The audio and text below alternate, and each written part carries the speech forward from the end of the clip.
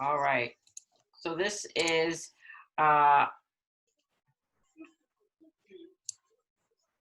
this is calendar and events training.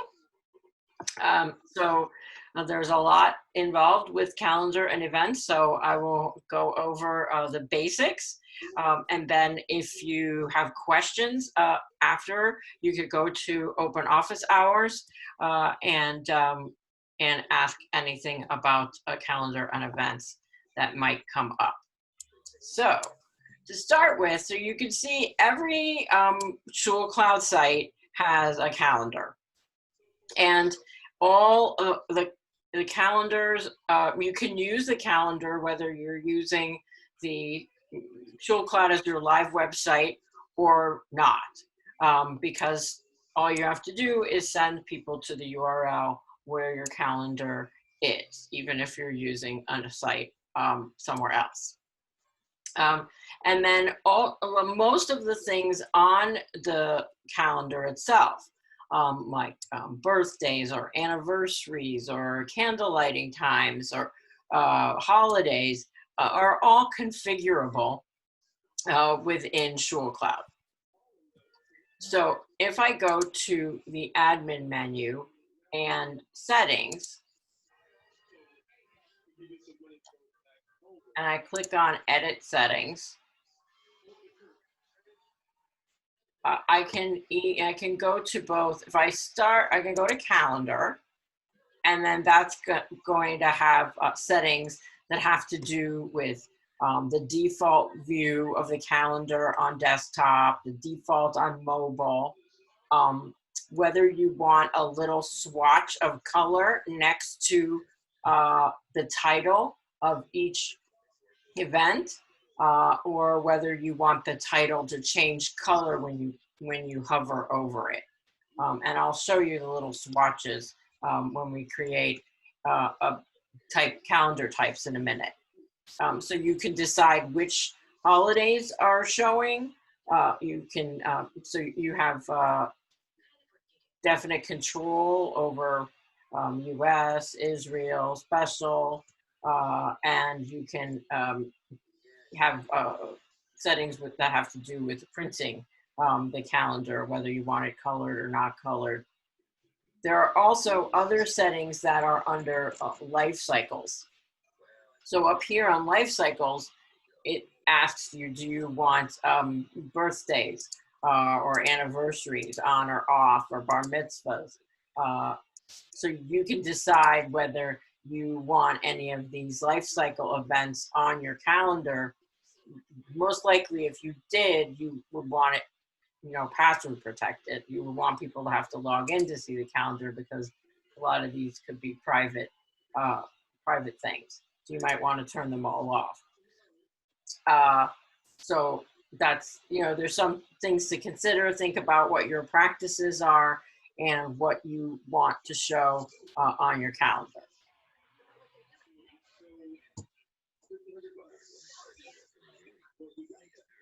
So if I update the settings and then I go back to the calendar, it's because I'm logged in. If I don't log in, these birthdays would go away. So if I go to my lists, that's where I'm going to be able to control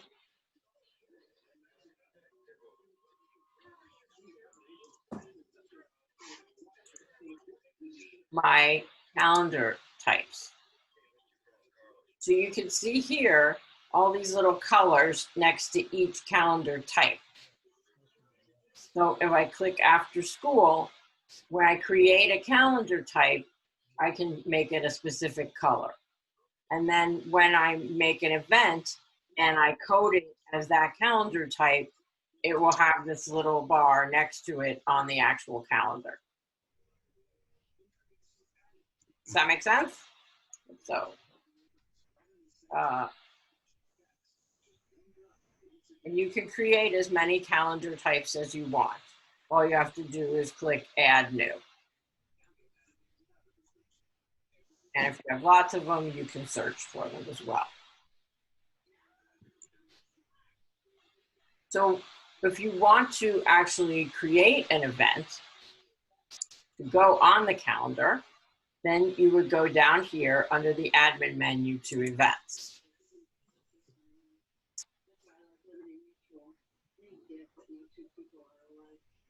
So you can see here, the events area will show a list of all events coming up and all events that have passed. And so once you have a lot of them, you might need to search in order to find the event you're looking for if you need to check registrations or you need to edit it. So if I create a new event,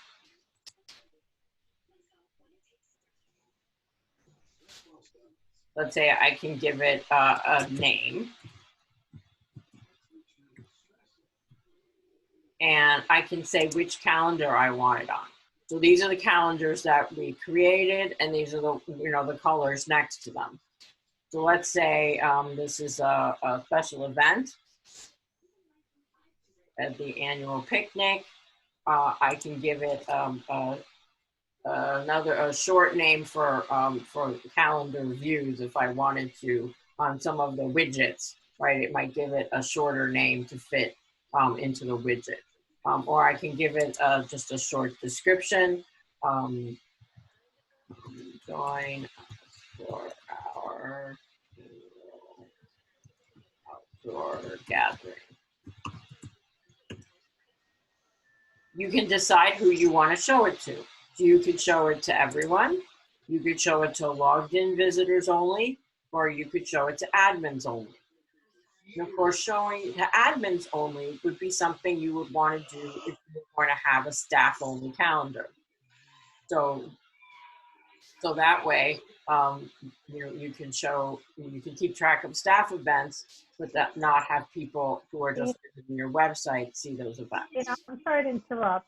Somebody's not muted and there's background noise coming in that's a little bit distracting and being able to listen to you. Oh, okay. I'm not sure which person it is. I didn't hear it. Hold on one second. I'll just mute everybody. I think everyone's muted.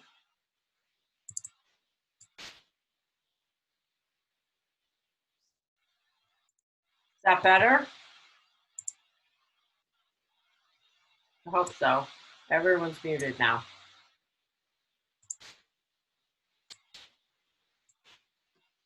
Okay, so we can put it, so you can have it viewed by everyone, logged in visitors or admins only. You can also give events a tag, and I'll show you that a little bit later. Some of the more custom websites have the ability to, they have a fancy event widget on the front page, and tagging the events allows those events to show up in that fancy event widget. You can tag people to be able to edit the event. So let's say you have events, let's say, are just sisterhood. You can give sisterhood people a tag that says edit sisterhood events, and then you can add that tag here. And then if they have login access but not admin access, then they would be able to edit this particular event or any event that has that tag on it. You can make the event timed or all day. You can have a multi-day event as well. So here you would click on the start date and end date. And you do have to have an end date. And you would have a start date and end time.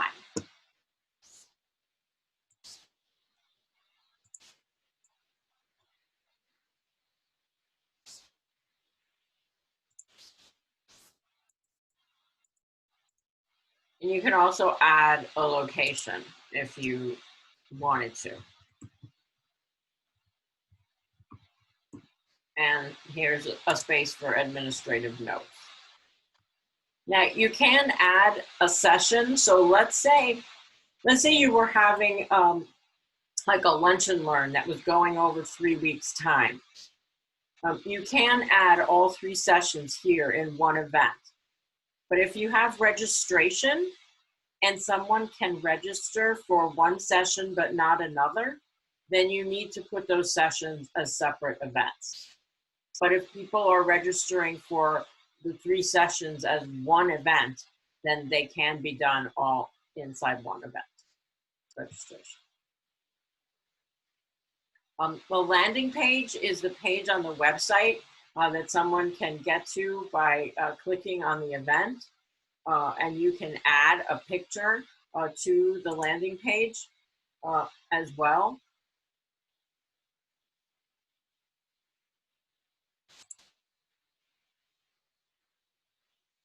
Let's just say we want to add this image to the landing page. On the landing page of the event, you can decide whether to show sidebars or not, or to restrict search engine indexing. Excuse me.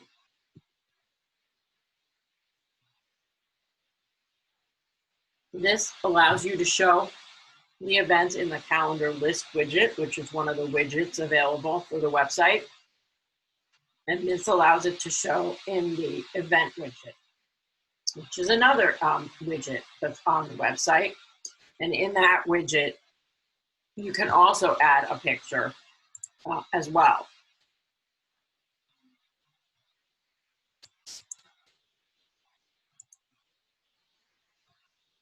The resource area is where you can manage your rooms and things like microphones and lecterns. And in my lists, you're able to add your resources in a list there. And then when you schedule the event, you can add which resources or which rooms are going to be used for the particular event. And then the system, if it's used and somebody else tries to book the same item at the same date and time, you'll get an error message. The system will let you do it. I'm going to stop here for a second and see if people have questions. Dina, I have a question. Yes. Once an event is, it's actually a 2-part question. So once an event is created, can you go back in and edit this information? Like if something changes? Sure. Yes, absolutely. Okay. And then once I save it. Great. And then the other thing was, so say you create the event, and I think this might be, you probably just answered my question, but like in other words, say you want to just get this in the calendar and later you create the event page to link to. Obviously you can come back in and add the URL. Yeah. So for the event page. Yes, you can. Yes. So if I save this, well, I'll show it to you in a second. It's going to say, do I want, when we come back to this, I'll show you the landing page.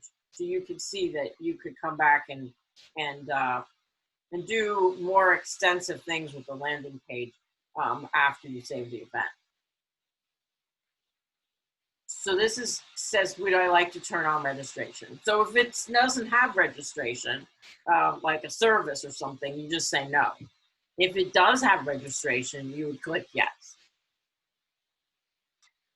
And then this says this gets a little bit complex because it says use form system to run registration. We're not going to go through that now. That's more something that's covered in the forms class. But if you were doing a very elaborate event with a very extensive form, you would choose to run your event with that form, run your registration with the form system as opposed to this basic setup that we're going to go through on this page. So for this, we're talking about simple forms, registration, let's say for a dinner or for, I said like a lunch and learn, something that doesn't have a form that's, you know, miles long, like a school registration. Gina, if you Yes. do have something more complex, does it make sense to go to the forms, set up the forms before you set up the event? Yes, because at the bottom you'll see it's gonna right. If you have something more complex, you definitely want to set the form up first, right? If you say use form system to run registration, it'll actually, you can either choose the form or you can then make the form on the fly.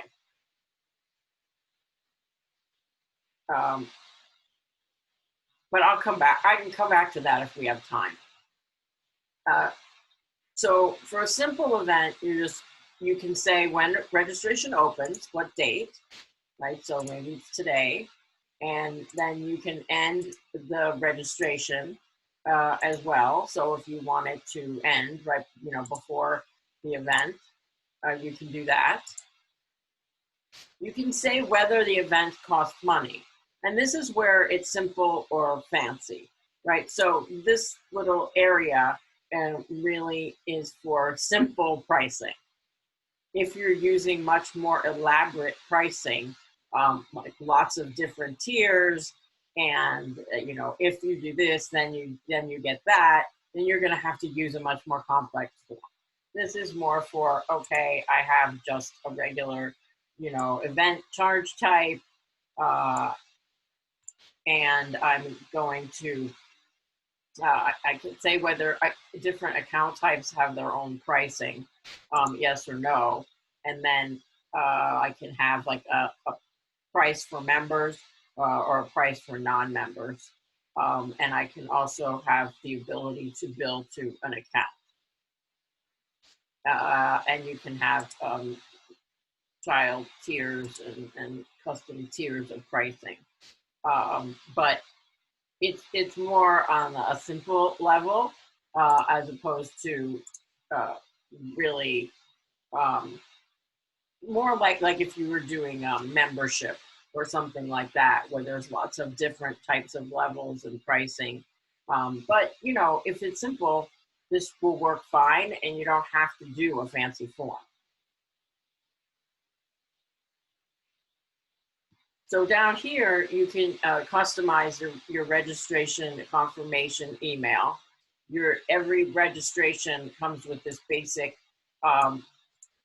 already filled in for you, basic language with these tokens. So you just have to customize it if you want to. If you want to add more language, or maybe like this registration for this training, I added the Zoom meeting ID. Right, so you can just paste that right in there. You can have your administrators get confirmation emails. So you can just put as many as you like, separated by a comma in this box. You can have a participation limit. So 0 means there's no limit. And then, you know, you can put as many in there as you like if you need to do that. You can add a notes box just on the fly to the registration if you want to. You can, registration amount, you can have it split, like somebody could pay half now, pay half later, or not. And then the important one here is form for extra questions. So I can create a form and add it to a simple form and add it to this. That, like, for instance, let's say I'll add barbecue. So let's say you want to ask, what are you bringing? And somebody can fill in that information, or they have 5 different choices, and they're bringing one of those items.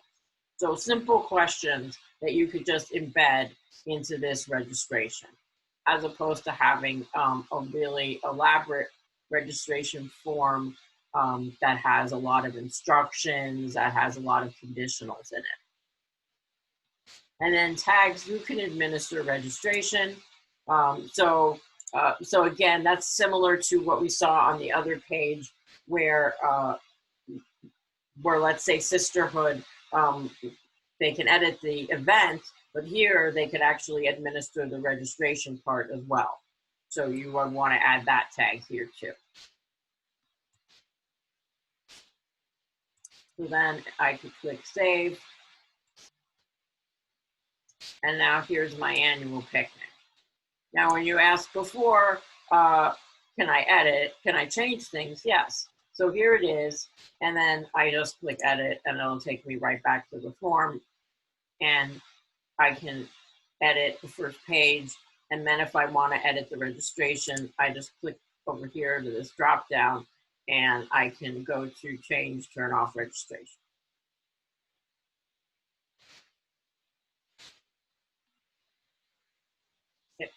If I click next to edit as well, there's something called clone. So if you need to use the event again, you can clone it. And if you want to just, or you want to do it at another event that's very similar in setup, but has a different name, date, and time, cloning is very handy. When you do a clone, it wipes out the registration, so you don't have to worry about that. When you use a fancy form, that's one of the restrictions of the fancy form, is that you can only use it for that one purpose. Because if you try and use it for, let's say, registration the next year, it will override the registrations from the year before. So fancy forms have different restrictions. If I click on registration, I'll just do it for this one because there is one, then that's going to show you the people that registered. And then up here, I can export the list, I can mail merge the list, I can email attendees, I can go to the event landing page or edit the event right from here.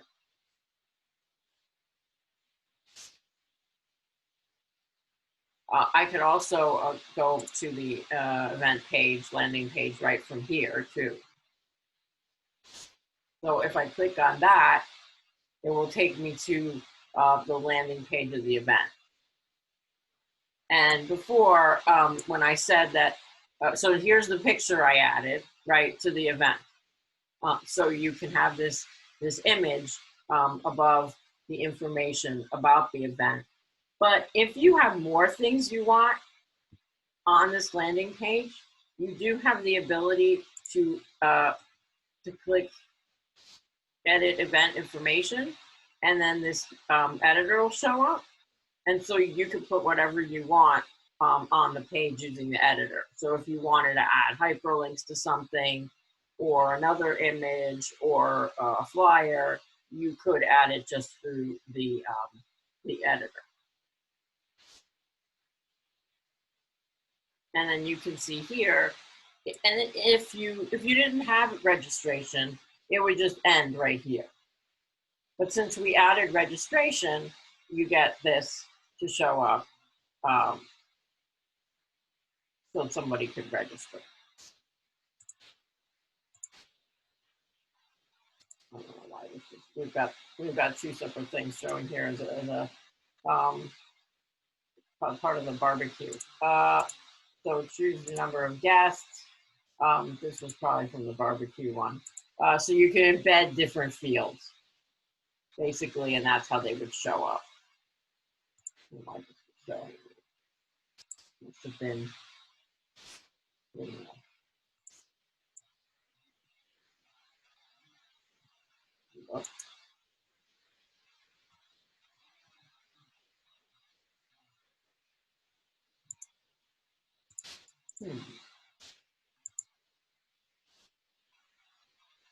I don't know why that's acting strangely. I think the form is weird. Hold on one second. I don't know why that's doing that.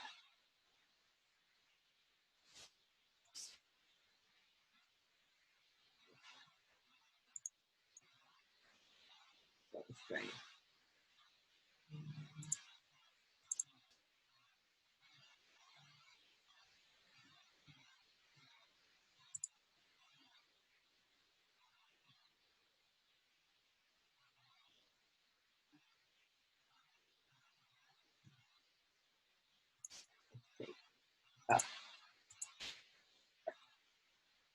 that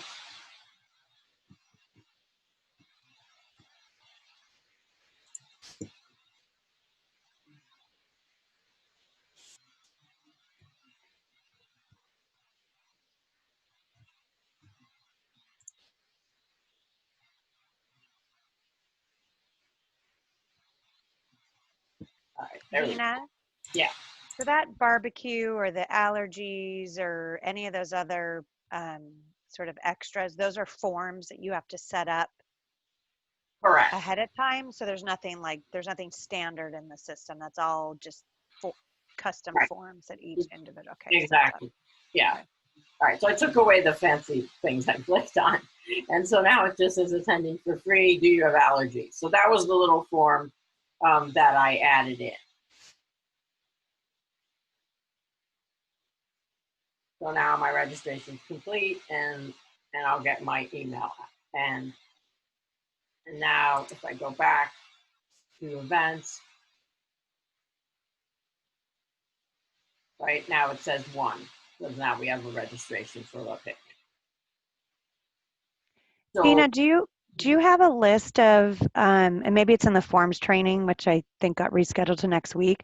Do you have is there a list of, you know, sample forms that like would be good to have for like registration purposes, or do we just have to come up with them on our own as we kind of sort of trial and error and figure them out what we need? if you go to the forms area, right, it'll probably be, if you haven't done any, it's going to be empty. There won't be anything there, and you just create them from scratch. But if you click here, it says create new form from a shared form. These are forms that other congregations have made, and then they've shared them with the community.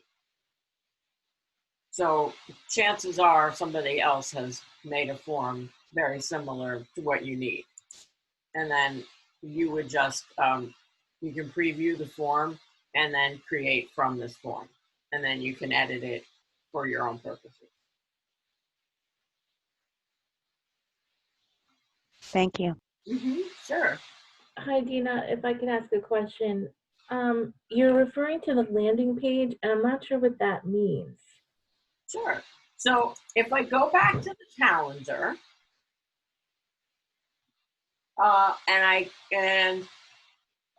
let's go to August.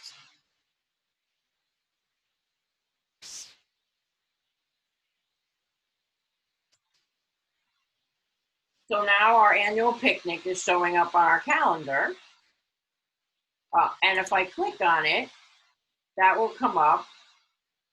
By the way, you don't have to have this come up. There's a setting that says go straight to the event instead of showing this pop-up. But you can see when the pop-up shows, the little description that we put in shows on the pop-up. So now if I go to the event from the little pop-up, it takes me to the landing page for my registration. Okay, so the landing page is created in events. Right. Okay. And I so haven't had that training yet. you could also Okay. take the URL of that, right? You could take that and put it somewhere else on your site. So let's say you wanted to let's say you had a slide in your slideshow for your annual picnic. You could put that link for the event registration in the slide. And so when somebody clicked on the slide, it would take them to the event registration page. Okay, thank you. And I had one other question. Can the same calendar that we're being trained on now, is that also used for admin events only, where only admins can see things? Like Yes. meetings or days off or things like that? So what you would do is, so if we go back to calendar, you can see here that you can filter, anybody can come here and filter. So one of your calendars would be called staff. You may even, that would be called staff. So if you clicked on, let's say, I don't know how much we have in here, but let's say I just clicked on general and it said update view, right, then it would only show me the events that have been coded as general. So if you create one that's called staff, it will only show you staff events. And then when we were in the events area, when we created our event,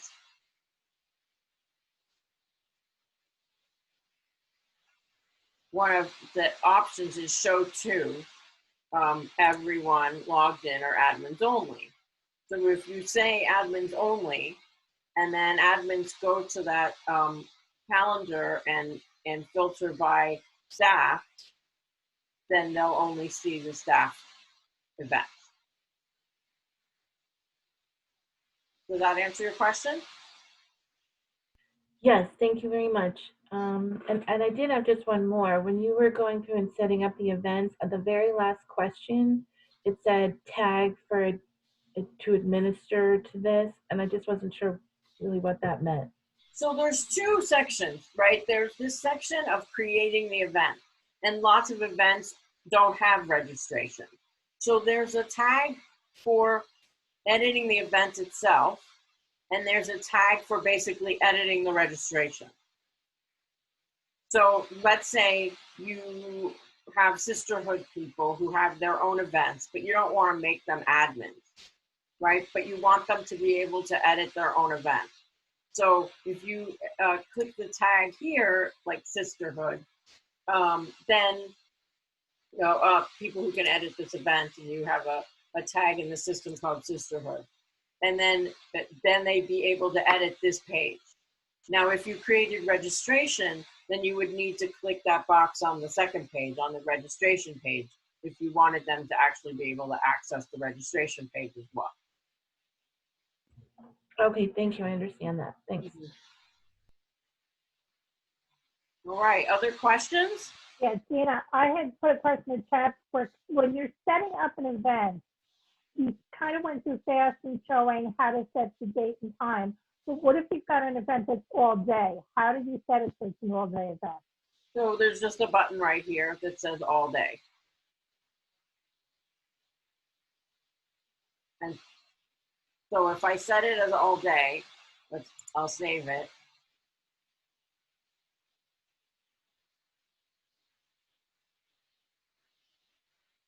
And if we go back to the calendar,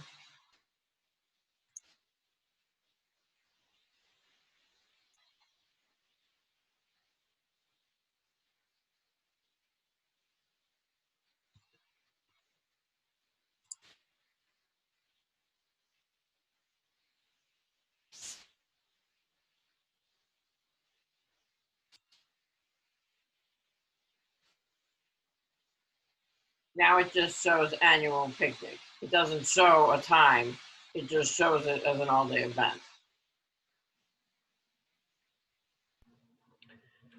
Dean, I have one more question, and just so I understand the path of this, if I'm on my calendar, like I'm looking at the full month, and I want to add, a board meeting, the path I would take is to be in my calendar and then go to admin and then events? Or do I just click on a day in the calendar? Well, if you want to edit it, No, if I want to add a new, if I'm using this as an office person, Yeah. and say I want to add something like, a board meeting, I'm just not sure. I didn't you would follow click you in the admin beginning. menu, events. So first I go to calendar, then No, I you don't click have to go admin, to then calendar. events. You just Okay. go to admin menu, events, Okay. and then new event. Okay. Oh, okay. Thank you. So you can't really add anything when you're in the calendar. You have to go through events. That's correct. Okay, got it. Dina? You can't create a new event from the calendar itself. Yes. So once you have, as part of the editing of an existing event, so take the annual picnic as an example, and you put it in the general, I believe you put it in the general calendar.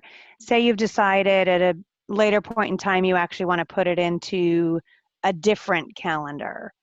Can you change which calendar it goes into. Yeah. There you go. Okay, you can toggle that. Okay.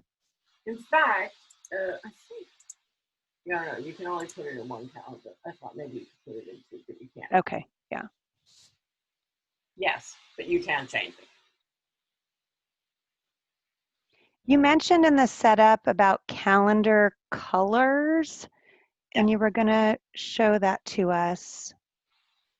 And then I have one other question after that. Oh, right. So you can see here, if we go back to the calendar, so the one setting,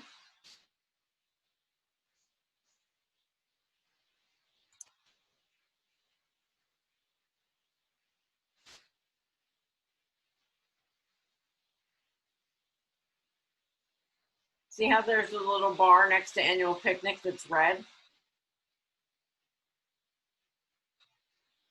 You can't see. I'm going to show you someone else's that has a lot of events on it, so you can see it better.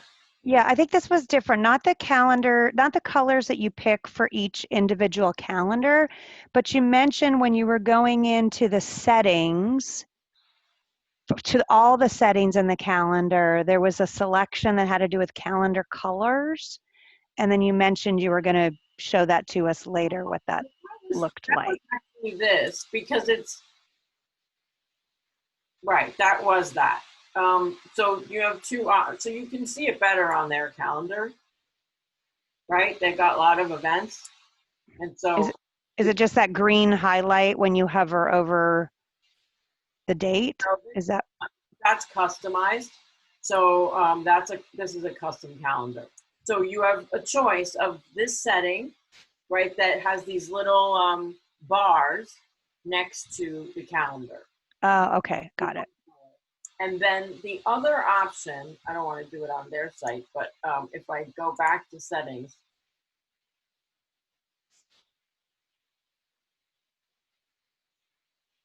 and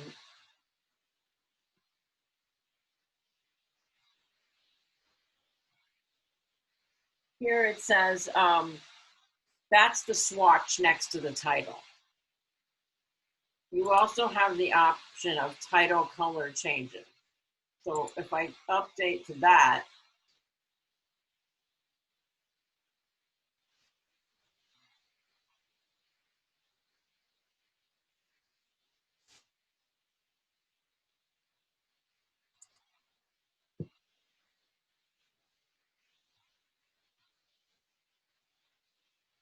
it makes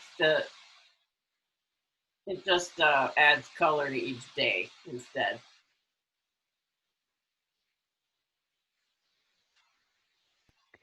And then my other question was for the life cycles that you can either have appear or not appear in the calendar, where is that data pulled from? Is it pulled from each member's account? Mm-hmm. Or do you have to create a separate calendar for life cycles? It's coming from the account. Great. And a follow-up to that question on the life cycle, is it possible to have the B'nai Mitzvah life cycle show, but not show the child's name? So that it would just say, Saturday, June 6th, 10 o'clock a.m., B'nai Mitzvah, but not show whose B'nai Mitzvah is. I don't think so. The setting's not that specific. Let me check, but you'd be better off just creating an event called B'nai Mitzvah rather than having it pull from, that's what I would suggest. Right, so then if you've got 36 B'nai Mitzvahs during the year, I would need to create a separate calendar event for each one of those that just says, 10 o'clock morning service, 5 p.m. Mincha service, and that way it doesn't show who these events it is. Right, because if you pick it from here, show bar bat mitzvahs, there's no control here. It's just on or off. Okay. Oh, and here it says admins with life cycle permission see all life cycles only types checked above or only their own. So I could turn it all off even for admins. So if I do that and I go back to the calendar, now they're gone for everybody. So there's a lot of settings. You know, the settings are pretty granular. That not exactly as granular as you wanted, but you know, you can definitely have the calendar be as clean or as busy as you want it to be. There's also one cool feature that I wanted to show you too. You see how I have up here, all services canceled. Please find us on Zoom. So there's a way to add special messages to your calendar. So if you go to the admin menu and you go to My Lists and you go down here to template text, you can add text to a lot of different areas of the system. At the top or bottom of a form that may not ordinarily be editable. So if I click on page headers and footers, you see here it says calendar page footer and calendar page header. If I click on header, that's where I put that message. And so that's how I got it to show up on the form. Dina, could you go back to the setting up of the admin versus like for the events, seeing the life cycle events? And my one question is, can each admin user customize what they see, or do we all have to see the same thing? No, it's global for admins. Okay, so like for me as an office manager, I'm not necessarily needing to know whose birthday it is or whatever, but if the congregation wants birthdays listed on the calendar for members to see, that's just the way it has to be. And I don't mean that meanly. I'm just saying, like, yeah. I can't edit it out for me, but. And your question, right, because you're the highest level of permissions, so you would see it. But yeah, right. So you would, right. So I'm just trying to think if there's a way, if the congregation wanted that. I don't know if there's a way to get around that. Okay, so but just to review, like I can add something through events, like a board meeting, and I can say only admin people can see it, so the members wouldn't see it. But the reverse isn't necessarily true. If we're going to say as a congregation we want to see all life cycles, that's going to be on there, and I can't edit them out to clean up my own personal calendar. I'm just going to see them all. Right. Okay. The only thing that you can do is if you go to, you can filter, right? So if you filter on just admin or just staff, then you wouldn't see them. Oh, okay, great. Thank you. Mm-hmm. Dina, Huh? if you've got that filter calendar, is that what the congregation will also see, so that they'd be able to like drop that, and if you have an admin calendar, they would be able to see that admin calendar as well? Or you only give permission to the administrators to see the admin calendar? Right. So what happens is it's by event. So if you make like the staff meeting or the communications meeting or the adult ed meeting, and you put them all on the staff calendar, that's going to be listed here as one of your calendars. And when you create the events for those events, you list them as admin only. Then even though you as an admin can click on staff calendar and see all the events. Other people can't. In fact, if I go, I don't want to go to set, I don't want to go to my list. If I go to my lists and I go to calendars and I go to adult ed, I can make the whole calendar private. So it won't even show up in the drop down.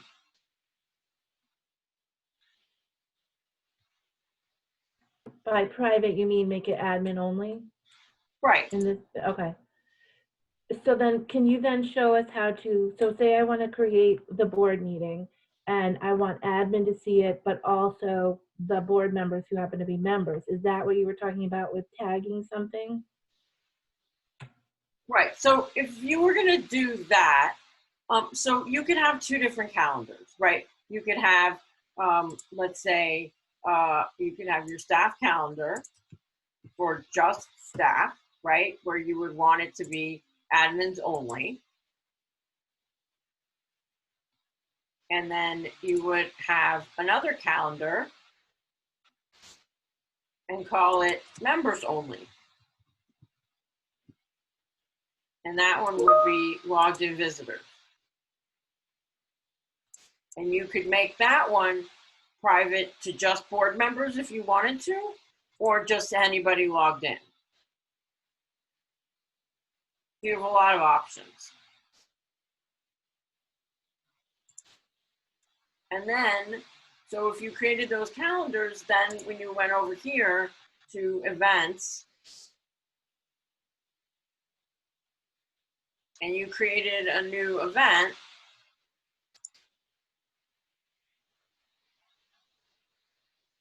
then you could say, if you just put it on the staff calendar, automatically it's going to be private to staff only, because you set that calendar, the completely whole calendar, to only be visible to somebody with administrative permission.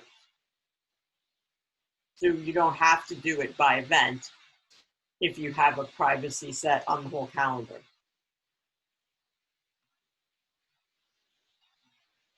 So does that make sense?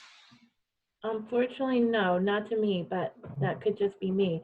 So that would be so the staff calendar and a life cycle calendar. So me as the administrator, I would have to go in and look at two separate calendars, or it would be merged into one. It would be, if you're putting the events on separate calendars, then you'd have to look at two different calendars. Okay, got it. I understand that. Thank you. Yeah. So there's just two different ways. You can permission by calendar, or you can permission by By event. event, okay. Right. All So right. it's Cool. a lot of options.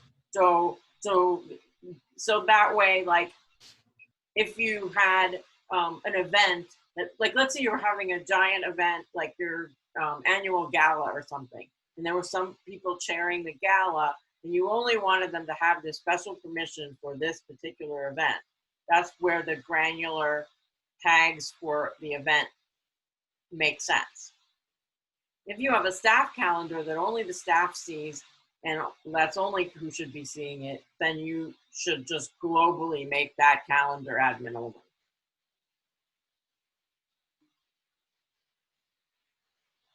Hope that makes sense. Yes, thank you. Does anyone else have any other questions? Yes, I have one. So once you've created the event and the registration, and say you have all of your attendees that are registered and good to go, are you able to add information to like the attendees afterwards? Like say you're doing table assignments for the annual gala, or like dividing them into groups in some way, or do you have to do that externally by itself? So if we go back to registration,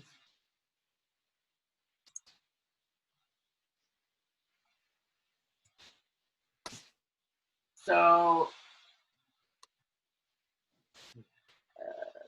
edit, you can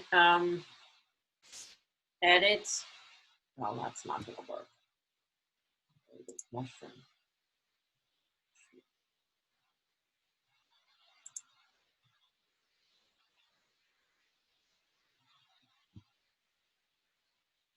So you have to go to here to the event participants and to their account to edit. Right, you have to go to their event tab. So that would add to the account. You can't add something to like Right. the event. Okay, thank you. Mhm.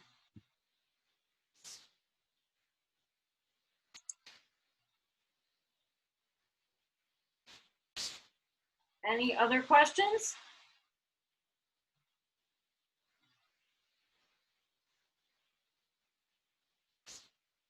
The one other thing I did want to show you was you are able to, if you click on more filters,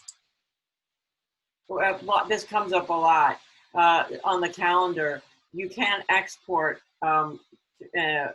WebCal, which means you can, your members can take this calendar. If you click on this, it says iCal and WebCal export. So they would be able to then set up iCal with their own and be able to sync their calendar with your synagogue calendar. So if you click on that, it takes you straight to this page. So I've had people say, "Oh, that's really confusing." So what I did is I just took this link for another client, and I went to that My Lists page where I could add something to the top of their calendar page.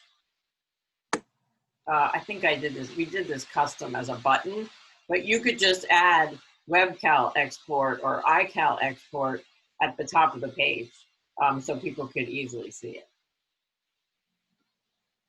as opposed to having to click, that. And Dina, so is that just a one-time sync? So as the calendar continues to get updated and all that, it automatically, like if a new event is added to the calendar, they would always see those new events. Like it's just a one-time. Right. Okay. Yes, exactly. And just to clarify, that's that method where you just showed us, that is to take the synagogue calendar and import it to my own personal Correct. calendar. Yes. Okay. That's wonderful. And then I had a second question. We have previously used Google Calendars, and I know that you have I guess it's an add-on platform to work with Google Calendars, if I'm correct. Well, that's what this is. I mean, it's a slightly different question. Okay. When we're adding, at the beginning of the year, right? We're doing our calendaring right now for next year, and we add tons and tons of events. So we found in our Google Calendar system, it was really easy to. There was a way to upload all of our information into the Google Calendar. So is there a way to do that within ShowCloud? There is not a way for clients to do it themselves, unfortunately. So you would have to ask for a once a year import, a calendar import. It's like $200 or something like that. Okay, that's probably better than me doing it for Right. a whole week. There are definitely people who do that. Okay. All right, great. Thank you. That's very helpful. And all of this was very helpful. Oh, good. I'm glad. All right. Well, thank you, everybody. I'm really sorry about the time problem, but I'm really glad that almost everybody was able to attend. So thank you again. And if you have more questions, just come to open office hours and we'll be happy to answer. And Shabbat Shalom. Shabbat Shalom. Thank you. Shabbat Shalom. Thank you. Bye. Shabbat